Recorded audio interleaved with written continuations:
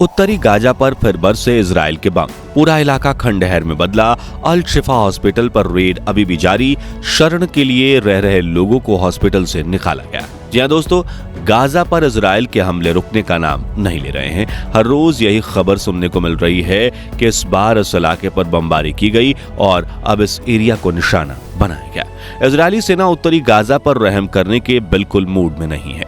ये पूरा इलाका पहले ही बर्बाद हो चुका है, लेकिन इजरायली सैनिक इसे खंडहर में बदलने के लिए लगातार बमबारी कर रहे हैं। इसके साथ ही इजराइल की जमीनी सेना ने भी गाजा पर कहर बरपाया हुआ है।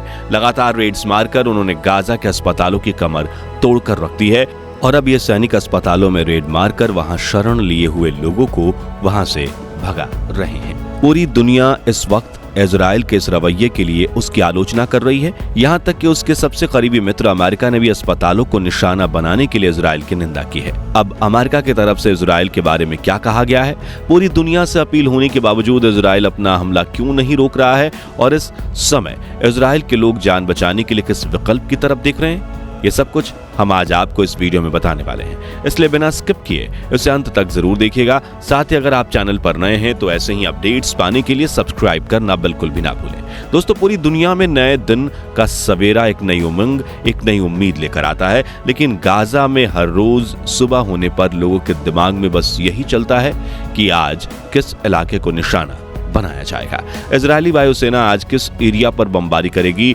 और आज का दिन हम सर्वाइव कर पाएंगे या नहीं। दुर्भाग्य जरूर है, पर यही इस समय गाजा की सच्चाई है। अभी अभी मिली ताजा अपडेट्स के अनुसार इजरायली वायुसेना ने उत्तरी गाजा पर एक बार फिर बमबारी की है। ये बमबारी सुबह में दिन की शुरुआत होने के वक्त की गई है। जानकारी के लिए बता दें कि उत्तरी गाजा ही वह इलाका है जिस पर सबसे ज्यादा बम गिराए गए हैं। 7 अक्टूबर को जब से ये लड़ाई शुरू हुई है, तभी से इजरायली सेना ने इस एरिया को अपना सबसे मुख्य टारगेट बनाया हुआ है।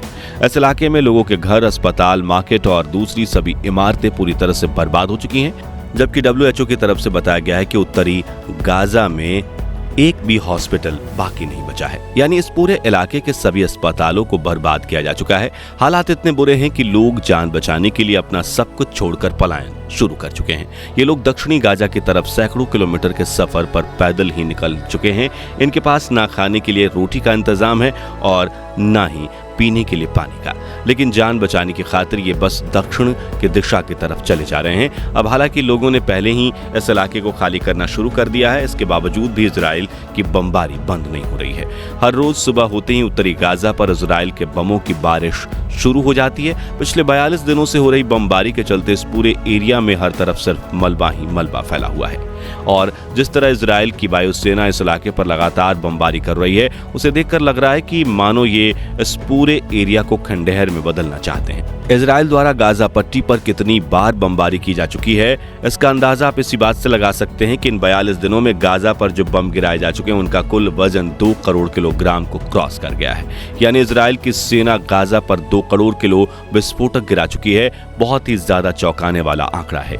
यही वजह है कि इस समय पूरे गाजा की लगभग 60% इमारतें बर्बाद हो चुकी हैं। वैसे बर्बादी इजराइल की जमीनी सेना भी कुछ कम नहीं फैला रही। दरअसल हवाई हमलों से तबाही मचाने के बाद इजराइल ने गाजा में अपनी जमीनी सेना को भी तैनात कर दिया है और इन सैनिकों को यह टारगेट दिया गया है कि वो हमास के छिपे हुए लड़ाकों को ढूंढ कर मौत के घाट उतारे। अब हमास के लड़ाके भी तो कम होशियार नहीं है, वो जान बचाने के लिए आम नागरिकों का सहारा लेते हैं, जिससे इजरायली सेना की चपेट में हमास के लड़ाके तो आए या ना आए, पर आम नागरिक जरूर आ रहे हैं। जानकारी के लिए बता दें कि अभी इजरायली सेना की टुकड़ी ने अल शिफा हॉस्पिटल पर रेड मारी है।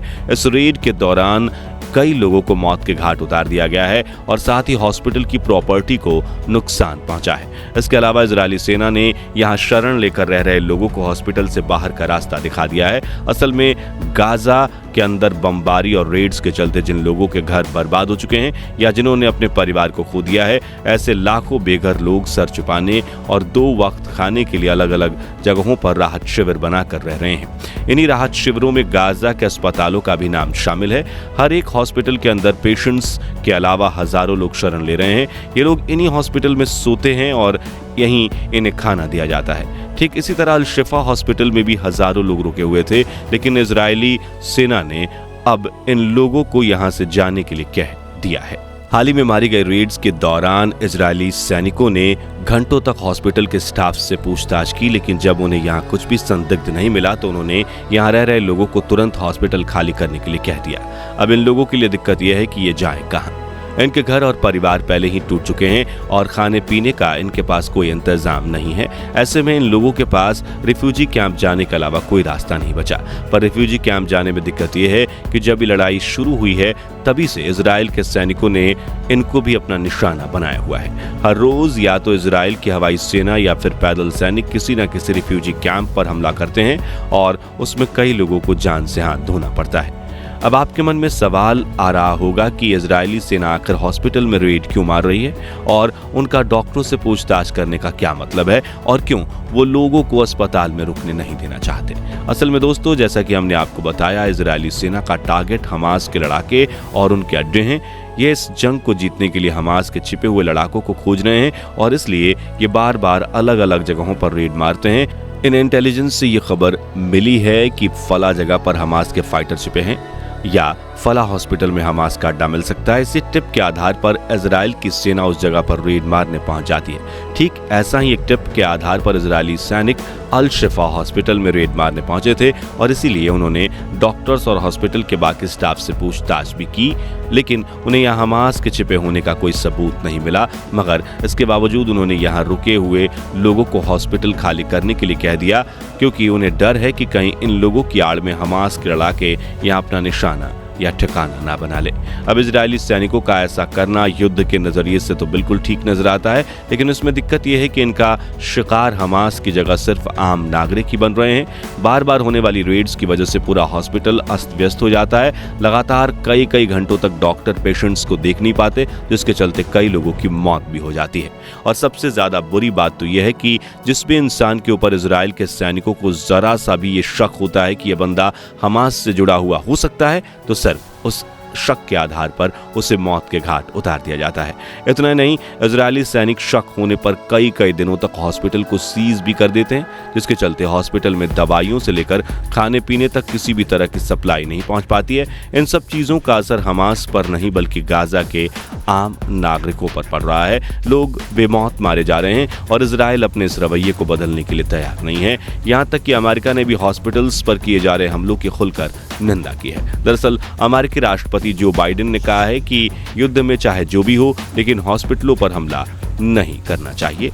हालांकि बहुत सारे देश अमेरिका के इस रवैये को दो मुंहा भी बता रहे हैं। कई देशों का ऐसा मानना है कि एक तरफ अमेरिका दिखाने के लिए इजराइल से हमला रोकने को कह रहा है और दूसरी तरफ इजराइल को लड़ने के लिए हथियार भी खुद दे रहा है। कई मुस्लिम देशों की तरफ से खुलकर यह आरोप लगाया गया है कि इस युद्ध का असली मास्टरमाइंड अमेरिका ही है। अमेरिका पर खुलकर इस तरह के आरोप लगाने वाले देशों में ईरान और तुर्की का नाम सबसे ऊपर आता है, बल्कि ये दोनों ही देश खुलेआम इस बात का प्रचार भी कर रहे हैं कि दुनिया के सभी मुस्लिम देशों को एकजुट होकर इजराइल पर हमला बोल देना चाहिए। ईरान की तरफ से रोज इजराइल को यह धमकी दी जाती है कि अगर उसने अपना नरसंहार नहीं रोका तो उस पर चारों तरफ से हमले होंगे। ईरान की इस धमकी के अलावा दुनिया के और भी कई देश इजराइल से सीज फायर करने की अपील कर चुके हैं, लेकिन इजराइल अपने इरादे साफ कर चुका है कि वो इस लड़ाई में तब तक नहीं रुकने वाला जब तक कि हमास का नामो निशान नहीं मिट जाता है।